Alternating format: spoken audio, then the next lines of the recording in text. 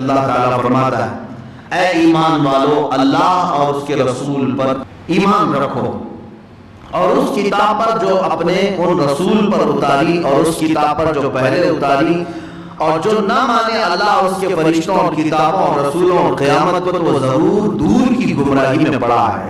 ان الذين آمنوا ثم كفروا ثم آمنوا ثم كفروا ثم ازدادوا كفرا لم يكن الله ليغفر لهم ولا ليهديهم سبيلا۔ بے شک وہ لوگ جو ایمان لائے پھر کافر ہوئے، پھر ایمان لائے پھر کافر ہوئے اور پھر کفر میں پڑے، اللہ ہرگز نہ انہیں بخشے نہ انہیں سیدھا راستہ دکھائے گا۔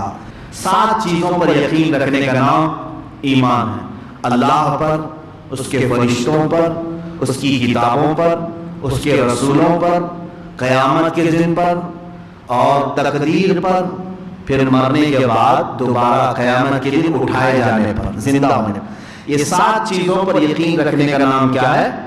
ایمان ہے۔ اسی کو ہم پڑھتے بھی ہیں نا، آمنت باللہ وملائکتہ وکتبہ ورسلہ والیوم الآخر والقدر خیرہ وشرہ من اللہ تعالی والبعث بعد الموت۔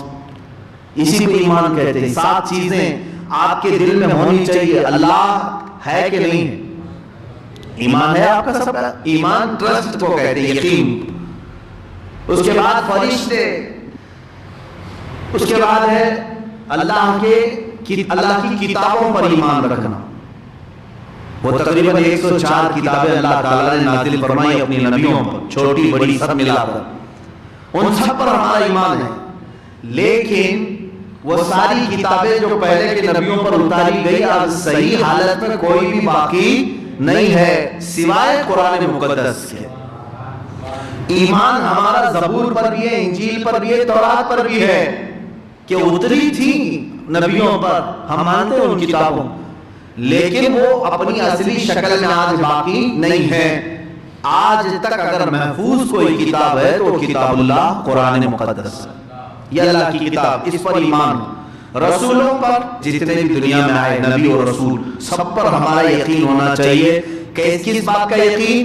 یہ رسول اللہ تعالیٰ کی طرف سے بھیجے ہوئے انسانوں میں سے ہی انسانوں کی ہدایت کے لیے، ان سے کوئی غلطی کوتاہی یا گناہ نہیں ہوتا، وہ معصوم ہوتے ہیں، یہ ہمارا عقیدہ ہے۔ پھر قیامت کے دن پر بھی آپ کو ایمان رکھنا ہوگا۔ اگر کوئی یہ کہتا ہے جو کچھ کرنا یہی کھاؤ سب عیش کرو کچھ نہیں ہونے والا ہے، تو وہ کافر ہو جائے گا۔ قیامت کا ایک دن آنے والا ہے جب سارے انسانوں کو اللہ تعالیٰ جمع فرمائے گا، حساب ہوگا سب کا، جس کی نیکیاں بھاری ہوں اسے جنت ہے، جس کی بدیاں بھاری ہوں اسے دوزخ ہے۔ یہ عقیدہ ہے ہمارا۔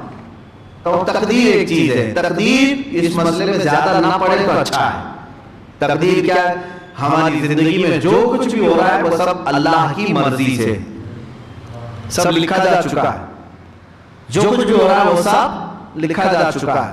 اب میں یہ بات کہوں گا تو جھٹ سے شیطان سوال ڈالے گا تمہارے دماغ، سب لکھا گیا ہے تو پھر محنت کرنے کی ضرورت کیا ہے؟ گھر میں بیٹھتے ہیں، کھانا لکھا ہے تو آئے گا، جائیداد لکھی ہے تو آ جائے گی، یہ سب دوڑ بھاگ کیا کرنا ہے؟ اس کا نام تقدیر نہیں ہے۔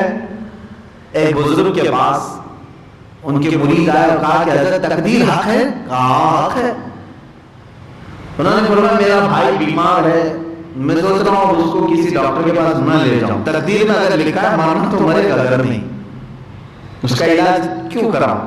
مجھے ایسا لگتا ہے تقدیر میں اگر لکھا گیا ہے تو میرے گھر میں رہے۔ اس بزرگ نے اس کا بہترین جواب فرمایا، میاں یہ کیوں نہیں سوچتا کہ اللہ نے یہ بھی تقدیر میں لکھا ہوگا کہ تو ڈاکٹر کے پاس لے کر جائے گا تو شفا ملے گی، یہ بھی تو لکھا ہوگا اللہ تعالیٰ، تو لے جا، تقدیر کے حساب سے ہی ہوگا یہ۔ میرے عزیزوں، تقدیر کی بحثوں میں نہ پڑھنا مسلمان کے لیے بہتر ہے، شیطان گمراہ کر دیتا ہے۔ یہاں پر بہت سارے فرقے بنے ہیں، معتزلہ، مرجیہ، قدریہ، جبریہ، یہ تقدیر کے بارے میں بحث کر کر کے فرقے بنے ہیں۔ ایک فرقہ کہتا ہے کہ ہم مجبور ہیں، کچھ نہیں کر سکتے، سب اللہ لکھ چکا ہے، سب اللہ لکھ چکا ہے، مجبور ہیں، کچھ نہیں کر سکتے۔ اور ایک فرقہ کہتا ہے کہ نہیں، ہم ہی مالک و مختار ہیں، اللہ کچھ نہیں کرتا، ہم جو کرتے ہیں وہی اللہ مانتا ہے۔ دونوں بھی گمراہ ہیں۔ اہل سنت و جماعت کا کیا عقیدہ ہے؟ ہم نہ مجبور ہیں اور نہ ہم اپنے افعال کے خالق ہیں، یعنی ہم خود ہی خالق ہیں اللہ کے چاہے بغیر، ایسا نہیں۔ دیکھو درمیانی راستہ یہ ہے تقدیر کے متعلق۔ ہم جو کچھ بھی کرنے والے تھے دنیا میں اللہ نے اپنے علم سے وہ پہلے ہی لکھ دیا ہے۔ ہم جو کرنے والے تھے وہ اللہ نے پہلے سے لکھ دیا ہے اور وہ اپنے علم سے لکھا ہے۔ اب یہاں ہم جو کر رہے ہیں دنیا میں وہ تقدیر میں جو لکھا ہے اس کی مجبوری میں نہیں کر رہے۔ بعض لوگ کہتے ہیں نا گناہ ہو جانے کے بعد میاں کیا کروں، پہلے سے تقدیر میں تھا، ہو گیا، اور نیکی ہو جائے تو بڑی محنت سے میں نے نیکی کی۔ ایسا نہیں ہے، تم جو کچھ بھی کرنے والے تھے اللہ نے لکھ دیا۔ اللہ کے لکھنے سے تم کرنے پر مجبور نہیں ہوئے۔ جب میرے آقا صلی اللہ علیہ وسلم نے صحابہ کو منع کر دیا کہ تقدیر کے بارے میں زیادہ بحث نہ کرو تو ہم کس چیز کی مولی ہیں؟ وہ صحابہ کو حضور نے منع فرمایا۔ آخری چیز ہے ایمان کا حصہ، مرنے کے بعد دوبارہ زندہ ہونے پر یقین رکھو، لیکن کب؟ دنیا میں نہیں، آخرت میں قیامت کے دن دوبارہ اٹھائے جائیں، ایک ہی بار اٹھائے جائیں گے۔ ایک بات یاد رکھ لو، ایک ہی بار مرو گے، ایک ہی بار اٹھائے جاؤ گے، پھر دوبارہ آپ مرنا بھی نہیں ہے کبھی۔ دوزخ کا فیصلہ ہوا تو بھی موت نہیں، ہمیشہ رہنا ہے۔ جنت کا فیصلہ ہوا تو بھی ہمیشہ رہنا ہے، موت نہیں۔ موت ایک ہی بار دنیا میں ہے، تو مرنے کے بعد دوبارہ زندہ ہونے پر یقین رکھنا بھی ایمان کی علامت ہے، ایمان کا حصہ ہے۔ بہت ساری قومیں اس بات کو نہیں مانتی، مرنے کے بعد سب ختم ہو جاتا ہے، کچھ نہیں ہوتا۔ اس کی تردید میں قرآن میں کئی آیتیں آئی۔ اللہ نے فرمایا تم پیدا کیسے ہو کر کیا ہے؟ تم کو اللہ تعالیٰ نے پانی کے ایک قطرے سے پورا جسم بنایا، تمہاری جلی ہوئی راہ سے کیا وہ دوبارہ نہیں اٹھائے؟ وہ قادر مطلق ہے۔ ایک بوند قطرے سے جب پورا ڈھانچہ تیار کر سکتا ہے وہ مولا، تو ایک زندہ انسان جو مر گیا اسے دوبارہ اٹھانا اس کے لیے عجب بات نہیں ہے۔ دوبارہ زندہ ہوں گے تم۔ تو اب یہ ایمان کے 7 حصوں کی جس نے بھی ایک بھی انکار کیا وہ اسلام سے خارج ہو گیا۔ پھر سے میں گناؤں، اللہ پر یقین رکھنا، اس کے فرشتوں پر یقین رکھنا، اس کی کتابوں پر، اس کے رسولوں پر، قیامت کے دن پر، تقدیر پر، مرنے کے بعد دوبارہ زندہ ہونے پر۔ میرے عزیزو، اگر مسلمان کو یہ 7 چیزیں یاد نہیں ہیں تو میں کہتا ہوں یاد کر لو۔ یہ تمہارا ایمان ہے، یہ جڑ ہے تمہاری، اسی پر پوری تمہاری ایمان کی عمارت کھڑی ہے۔ اگر یہ پایا ہی نہیں معلوم ہے تو پھر مسلمان کیسے؟ ٹوپی داڑھی والے مسلمان، کپڑے والے مسلمان، بڑے کے گوشت کے مسلمان، نام کیا مسلمان؟ آپ کو جب اپنی عقائد کی جڑ ہی نہیں معلوم تو پھر کیا ہے؟ نام رکھنے کا نام مسلمان نہیں ہے۔ اسلام ایک پریکٹیکلی ریلیجن ہے، عمل کا نام ہے، یہاں پر عقیدے کا نام۔ بہرحال آیت میں اللہ تعالیٰ نے یہی فرمایا، بے شک وہ لوگ جو ایمان لائے پھر کفر کیے، پھر ایمان لائے پھر کافر ہوئے، اللہ تعالیٰ فرماتا ہے ایسے لوگوں کا اللہ ہدایت نہیں دے گا۔ لم یکن اللہ لیغفر لہم، اللہ ان کی بخشش بھی نہیں فرمائے گا اور ان کو ہدایت بھی نہیں دے گا۔ یہ وہ لوگ، دیکھیں ابھی اس آیت میں بات آئی ہے کہ ایمان لایا پھر کفر کیا، ایمان لایا پھر کفر کیا، یہ کیسے پتہ چلے گا؟ اسی لیے ہم بتاتے رہتے ہیں اے میرے عزیز، سب سے زیادہ قیمتی چیز تمہارے پاس اگر کوئی ہے تو وہ ایمانی دولت ہے۔ یہ ضائع ہوتی ہے تو صرف تمہاری زبان کے جملوں سے بھی ضائع ہو سکتی ہے۔